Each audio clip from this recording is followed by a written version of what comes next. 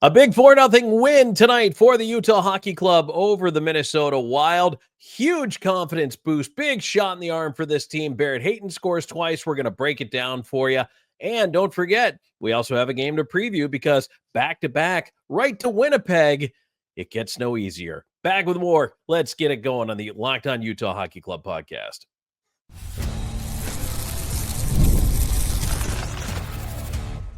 You are Locked On Utah Hockey Club, your daily podcast on the Utah Hockey Club, part of the Locked On Podcast Network, your team every day. Thanks for making us your first listen or watch every single day. We appreciate you joining us. I'm veteran NHL voice Tom Callahan, joined by longtime team analyst Robyn Leaño, and we're going to break down the 4-0 win over the Minnesota Wild. We're going to preview this Winnipeg Jets game part 2 for this week. And I want to tell you that today's episode is brought to you by Game Time. Download the Game Time app, create an account, and use code LOCKEDONNHL for $20 off your first purchase. Robyn, I did not see this coming. I did call a win. I called a win in Minnesota. I want to, first of all, say that. And I did call the under, so I was correct. But I did not see 4-0 for the Utah Hockey Club. I don't think I saw that either. Here's the thing. I'm going to take a recall back to my picks. You know, my pick of the FanDuel picks, and I said I'm just going to give the points to Utah. Either they lose by 1 or they win by 1. They're like maybe 2 at the most. Like it's going to be a game in which it's theirs to win, even though the odds were against them, right? The odds were against Utah. They were the underdog going into a hostile environment at the Extra Energy in St. Paul. So it's like, hey, what is this? And Utah took the challenge. They are riding a momentum that, Tom, I am glad to see watching this. I'm knocking on wood here. It feels like a breath of fresh air here. It does. Big win earlier in the week over Winnipeg to end that homestand. And the Jets coach just tearing his team a new one, saying we were terrible, blah, blah, blah. No, I thought credit. We talked about this. Yes. I think some credit belongs to Utah Hockey Club. Then they go into Minnesota tonight. And first of all, okay, the first thing I want to point out, whenever anybody at home plays their backup against you, that is a slap in the face. Mm-hmm. That is the hockey equivalent of it doesn't matter who we put out there. We think we're just going to beat you. So I love the fact that, number one, they beat Minnesota with Gustafsson in net. I also love the fact that a lot of the numbers we talked about in the preview show, Robyn, bore themselves out. Number one, Minnesota special teams, which I said weren't good. And I didn't understand. Again, I still don't know how Minnesota is in second place in the Central, but they capitalized. Utah capitalized with the power play. They didn't allow Minnesota a power play goal, and we're going to get into that a little later too, talk about the stats. But so that was great. And they came out, Robyn, they scored early again. And when you jump on a team at home, it's one thing, but when you do it on the road, that is a massive start. You cannot just put enough emphasis on what getting that first goal less than 2 minutes into the game means. I think we've talked time and time again about the importance of starting a hockey game fast. And it's funny, we put that as a challenge out there every time. We always talk about, all right, you got to attack fast. And we're not saying get a goal in the first 2 minutes, but Utah does it anyways when we give them that challenge. They'll get a goal. I'm going to start saying get a goal in the first 2 minutes. Let's just throw it down. Make it happen. Yeah. Put the challenge to get the goal in the first 2 minutes. They'll do it in the first 30 seconds. Like they always want to one-up our challenge. They're watching the show. That's all I can come up with. They're watching the show. We talk about it. They go do it. It's got to be. Ready? Hey, Utah Hockey Club, win the Stanley Cup. There we go. Yeah. It takes 7 games to do it. 4-game sweep. Oh, if only. So, but Robyn, a great start. And let me get your thoughts on that first period. The opening 20, so important on the road as far as setting the tone for the matchup. I really thought, and again, Utah's had some good first periods. but they outshoot Minnesota 15-5 in that Yeah. first period. They score twice in the first period. One of those is a power play goal by Clayton Keller. And again, Hayton scored a $1.46 into the game. Just give us your thoughts on that opening 20. That was, to me, when taking a look at how to gauge a Utah Hockey Club performance, that is as close to a perfect period as I can ask for that team. Everything went well for them. They came out and they attacked fast. The skating was going well. They controlled the zone. I felt like Minnesota was barely getting any chances in the first period, and that's what you want to do. Like, you want to just say, "Hey, we're going to prove to you why we're actually the better team here." That's what I saw in the first period, and I was loving every single minute of it.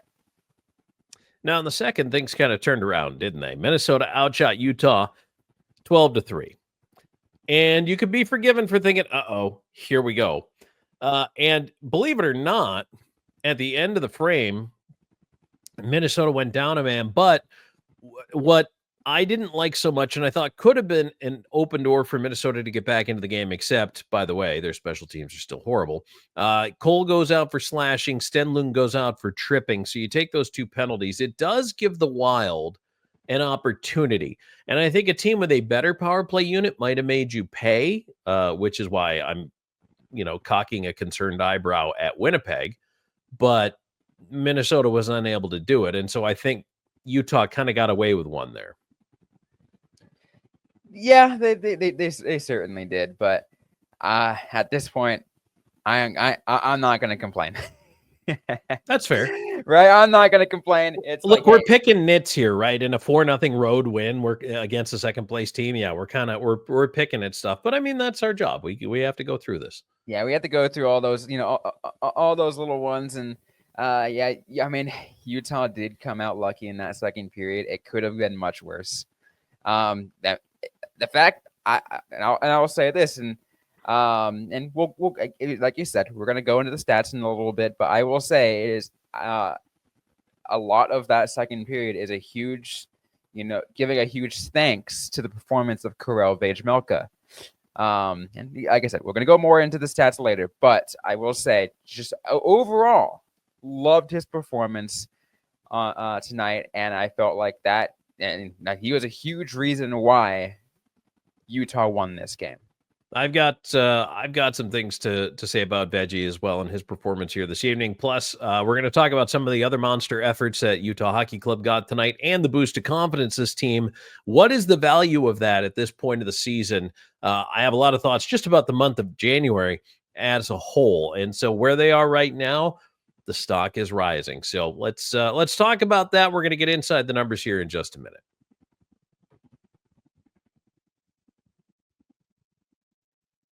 And today's show is brought to you in part by Game Time. I love going to live events, whether it's sports, music, theater, comedy, you name it. I love a good night out. One of my favorite memories was going to a Red Sox game at Fenway, 5 rows from the field, third base side. Absolutely loved it. Fantastic time. And look, you might or might not know, I'm a Blue Jays fan, but I love baseball. And I love historic ballparks, and any chance I get to go in and just be a part of things and enjoy the atmosphere of being at one of these games, it's fantastic. So absolutely unforgettable. That's the way to make memories. So now Game Time's made it even easier for you to get tickets to your favorite events with their new feature called Game Time Picks. This feature filters out the fluff to show you only incredible deals on great seats, so you don't have to waste time searching through thousands of tickets. Now, I used this feature when I got those tickets to the Sox game. Not only did I use that, but I also did something. I toggled on the all-in pricing, and I highly recommend you do this. Toggle on the all-in pricing, because right away it shows you what you're paying out the door, done deal. So there's no mystery. There's no hidden fees. There's nothing that shoots up at the end.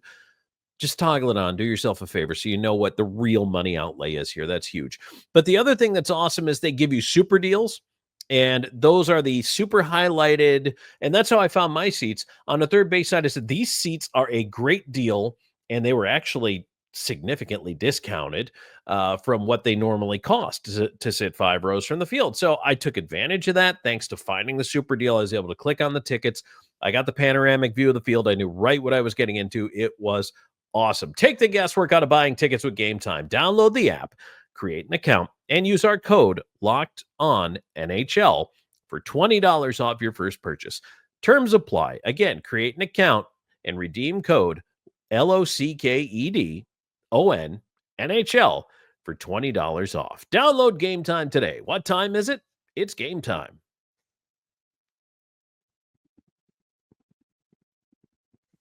All right, Tom Callahan, Robyn Leaño back here with you. Hey, click that subscribe button while you're here. Give us a like. The old thumbs up helps the algorithm for both of us. You get more great hockey content, and it helps us to find other hockey fans out there. And you know what? There are other Utah Hockey Club fans out there who have yet to discover the show.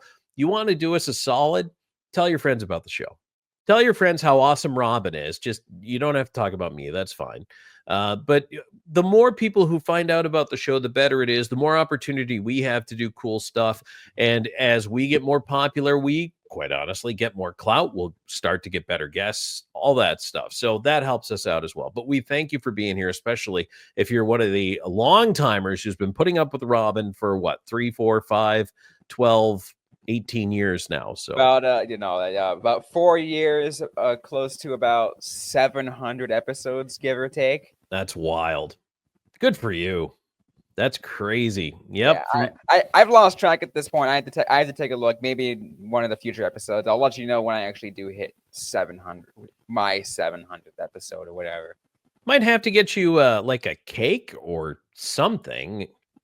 So, Robyn, what do you celebrate with? Here, I'm going to hijack the show for a minute. What do you celebrate with? Like, let's say it's your birthday, and I tell you, hey, what do you want to celebrate your birthday with? What do you ask for? It's interesting for me. It's always an experience. I'm now past the point of like a personal artifact, like a cake or anything like that. I'm like, all I want is to be surrounded by people doing something I love, whether it's playing hockey, going maybe going to the casino just with friends, watching a baseball game, doing something. Okay, that's fair. So do you have a go-to food or a dinner? Like, even if you're paying for your own meal, I mean, is there a place you want to go or a food you want to eat? Really, I guess it depends on my mood. Mostly Mexican food though, because I'm half Mexican. I kind of have to. But okay, that's fair. You know, it's funny because I would go for chicken wings and I'm from Buffalo, so I guess that makes sense. And I do want to say, for me, it's ice cream cake, even though ice cream and I don't get along. And here's the other thing. It has to be specifically like a Carvel type of ice cream cake and not a Baskin-Robbins, because the Carvel cakes are all ice cream. Baskin-Robbins is literally half cake, half ice cream. And there is no compromise with that, because the cake is always either frozen and the ice cream is good, or the ice cream is melty and schmucky and the cake is good. So can't do it that way. But what would be cool, by the way, but I know we're going to get back on track here, is how like YouTube has those play buttons for those that get to like certain amount of subscribers, something like that. I need to get something that says, hey, celebrate X amount of episodes, because at this point it's going through so many. I have markers, crayons, colored pencils, and probably some poster board. I will make you something. There we go. And maybe replace my jersey or at least something up here on my wall. Yeah. Just don't expect it to look good, but it'll be colorful. It'll be colorful. It just won't be good. So, Robyn, I want to dive into the stats a little bit here before we get to some of the monster performances here tonight. So I want to throw up our game recap here. Just taking a look at this. Anything that jumps out at you? And this was a stat that I asked to get put in there because I was actually really, it intrigued me, is taking a look, Tom, at the expected goals for each of these teams, which you guys will see if you're watching on YouTube. It is the fourth stat on this page that you guys are watching. Fourth stat down with the acronym XGF. Utah at 2.41 expected goals for, Minnesota at 3.04. You guys might be wondering what that stat means if you don't look into advanced stats. What it means, it is a very arbitrary stat. It really takes a look at a mix of scoring chances, where it's coming from, and the quality of the shot, all of that. That said, it shows Minnesota had a higher expected goals for, which is interesting to me given what the outcome was, Tom. So I guess, Robyn, the question then becomes, what does that say to you? I'm going to go back to what I just, what I talked about in that first segment. The performance of Karel Vejmelka really made a difference in this game. And it's, I guess, a goaltender performance in general. Karel Vejmelka playing super well for Utah, and Gustafsson letting some ones that probably shouldn't have gotten past them for Minnesota. That's kind of that's what I am taking out of that stat right there. Okay, that's fair, and I can appreciate seeing that and saying, okay, goaltending, and I love a good goaltending stat. So Minnesota was expected to score at a higher rate than Utah and didn't at all score. First of all, which is, again, being on home ice is a little surprising to me, especially with the return of Kaprizov. And that was another thing that I thought would be a bit of a shot in the arm for Minnesota. But when a player comes back off injury, you always wonder what you're getting, because you're never quite sure. So Kaprizov tonight, 16:39, which is a decent amount of ice time for a forward, -1, 3 shots on goal, 4 missed shots. So maybe a little bit of rust on Kaprizov. So that might have something to do with it. Maybe it was a good time to catch them. But the other thing, again, Robyn, that catches me that I love, the power play stats here. 1 for 2 for Utah, and especially because of the timing of the power play goal at the end of the first period made it 2-0. Really kind of stuck the knife in and twisted it at the end of an excellent 20 minutes for the UHC. And then not allowing Minnesota a power play goal in 3 chances and limiting it to 3 power play chances for Minnesota. I really like that. I really like the way that looked in the period for Utah, even though, like I say, I thought it gave Minnesota those 2 second period penalties a little bit of a chance to jump back in, but the penalty killed, and Veggie did their job. And you know what? So your goalie has to be your best penalty killer. And when you stop everything, you got a pretty good chance to win. Oh, certainly. And I felt like, it almost seemed like he was playing to get, he wanted to get that shutout. Of course, no one was saying anything. He wanted that so bad, and it showed that just the effort overall from Veggie was absolutely phenomenal. I am giving more than a single hat tip to Karel Vejmelka in this game for really controlling the flow here. Like I said, it could have been a much worse game. It could have. This could have gone over. This could have ended up, like I said, I probably could have still saw Utah probably score as much as they did, because that pace wasn't changing. But going the other way, it could have made a difference. This could have been like it could have been like 4-4 at the end of regulation. For example. Sure. It could have. And you know what, Robyn? I mean, look, let's not kid ourselves. This could easily, if Minnesota scores one of those 2 power play chances in the second period, it changes the complexion of the game, because Utah was not as in that second period. Like I said, they were being outshot 12-3. If you give up one, especially on that first power play chance, Minnesota goes, all right, we're back in it. Everything's fine. We're good now. We got 35 minutes of hockey to get the rest of this figured out. Yeah. But they didn't get that chance. And that is a thing that winning teams do. That's a thing championship teams do, is even when they make a mistake and they go shorthanded, they kill it off. They get through it, especially at critical junctures of the hockey game. And I think that's certainly what swung the momentum back in the third period. Was Utah was their third period, great in my opinion. No, it was good. To me, it was a good third period.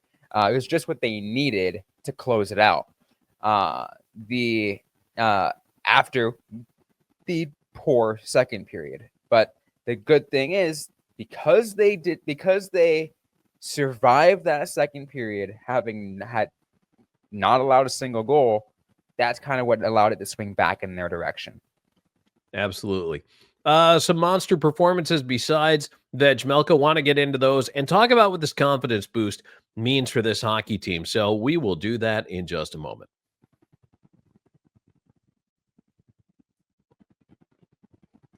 And today's episode is brought to you by FanDuel. From the first whistle to the final drive, FanDuel makes the NFL playoffs even more exciting.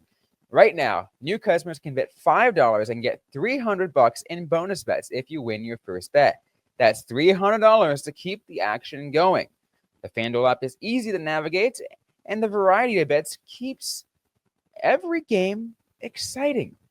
Plus, when you win, you get paid instantly. No waiting around for your winnings. Whether you're betting on your favorite team or just looking to add some extra excitement to the playoffs, FanDuel has you covered.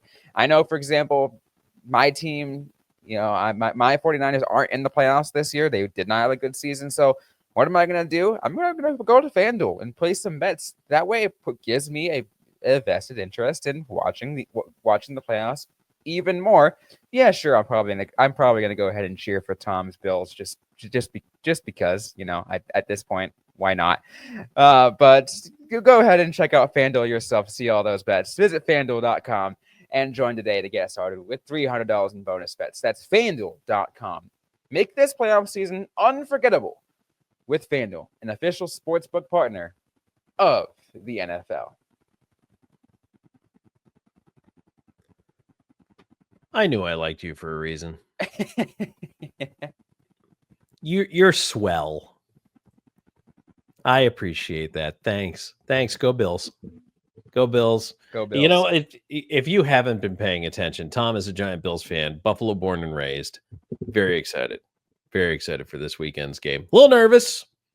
Not gonna lie, a little nervous. But so Robyn and I, we always discuss taping times, and we're discussing Sunday, and I only have one blacked out window, and it's when the Bills play.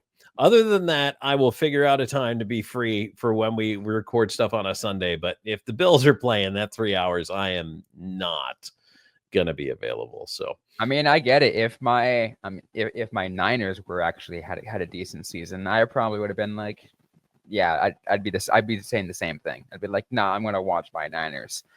And again, that makes it sound like I'm a bandwagon, but you know what? Call me what you want. I don't care. Well, Robyn, you don't have an option to watch them. They're not playing anymore. Exactly. So there you go.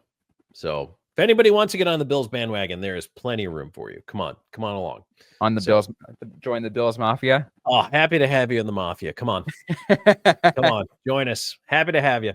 So, all right, I want to talk about some of the big performances in this game. Barrett Hayton scored twice, and I need to talk about Barrett Hayton, his performance. Also, Lawson Krause had one in this game, but I have been so impressed with the growth of Barrett Hayton this year. I really have. 2 goals plus 2 in this game, 4 shots.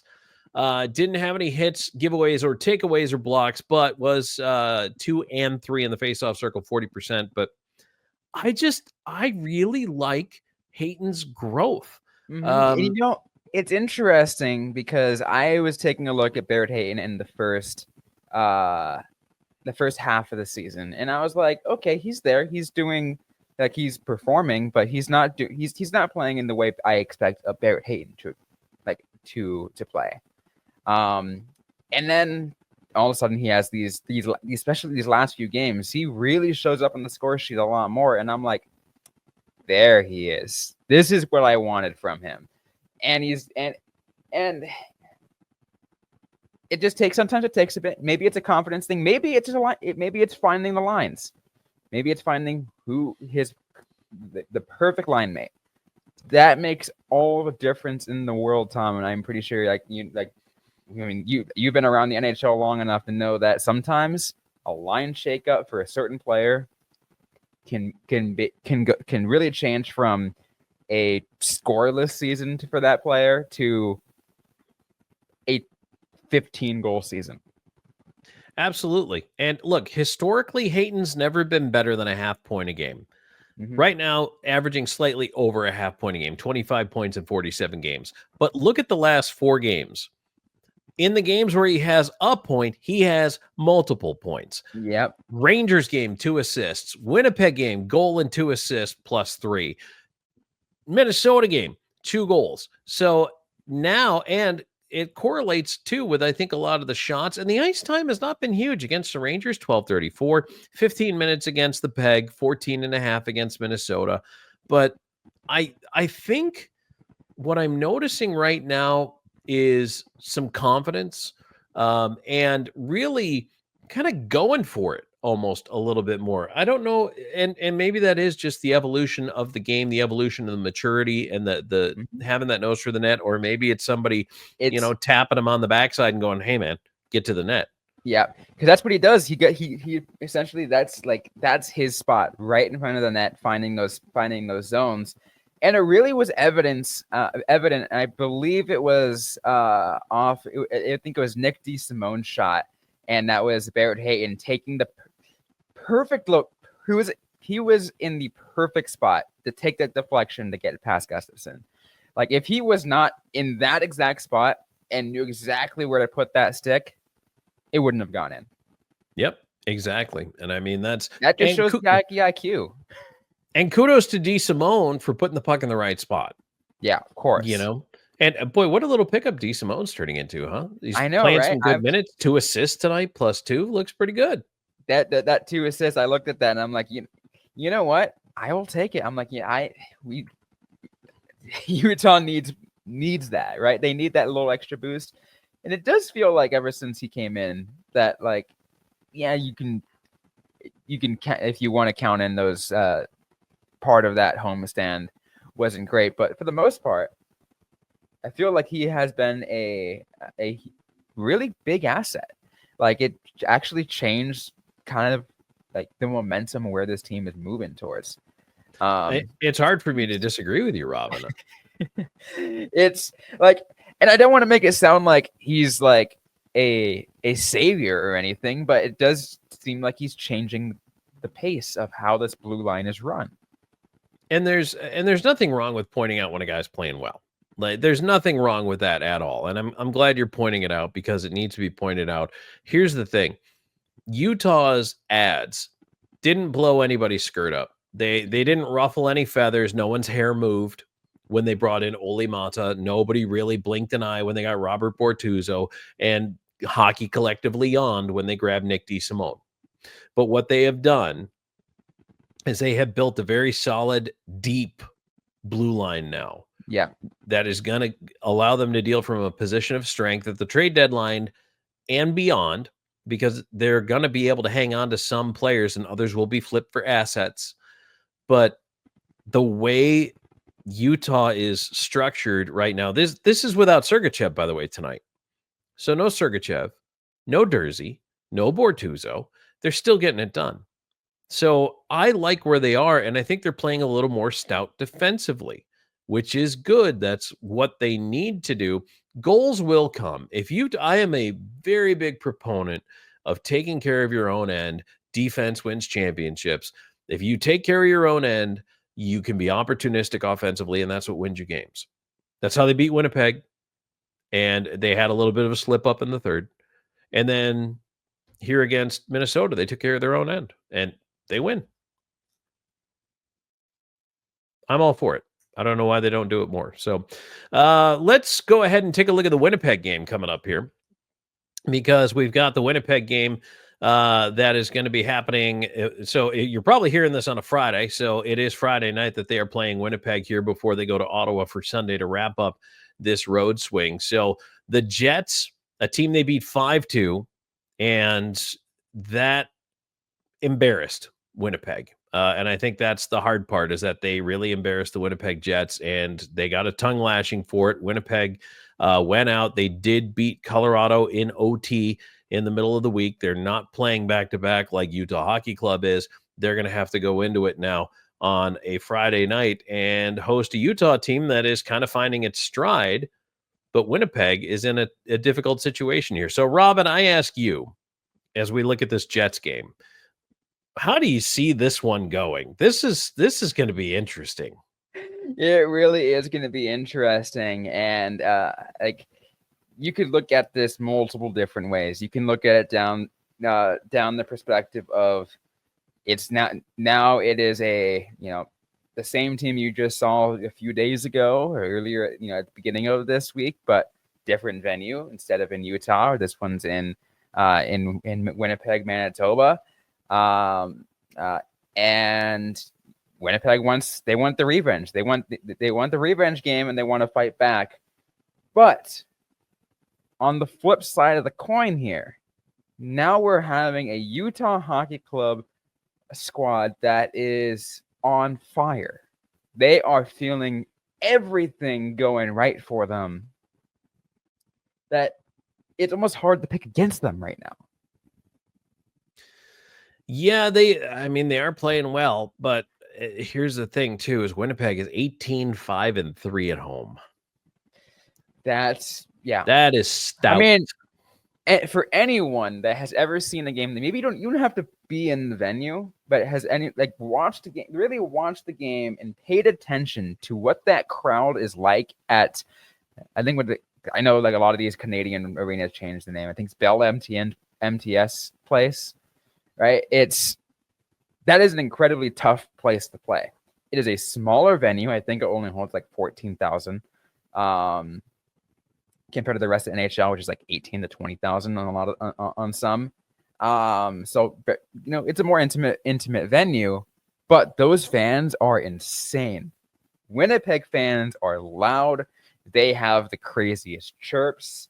They will make it a hostile environment, which will make this a lot more of an interesting game. I don't know if the January wind or the Winnipeg fans is what's more bitter, but it's they get on top of you. It is a little bit smaller venue up there. And the other thing too, Robyn, honestly, is that they are out of the we're close to being good enough, we're almost good enough. They've been out of that phase for a good 5-6 years now, because I think they gave that team a pass for a while, but that pass has long since expired. Now they want to see them challenging for a cup. This year they are. By the way, the 18 wins is second in the NHL. Robyn, can you guess which two teams, and I'll even tell you they're both in the Eastern Conference, that have 19 wins at home to lead the NHL? Oh God. I was surprised by both of them. I don't know if that helps you. You were surprised by both of them? Yes. Interesting. You said these. All right. So you said these are Eastern Conference teams. They're both in the East. They're both in the East. All right. I'm probably not going to get them right, so I'm going to just throw two random team names out there. Let's see. Carolina and Washington. You got one of them. Oh, look at that. You did get one of them. Which one of those two do you think you got right? Oh, God. Washington. Carolina. Oh, my goodness. The other one is Toronto. I haven't been paying that close of attention to the Leafs, but Toronto, 19 wins at home this year.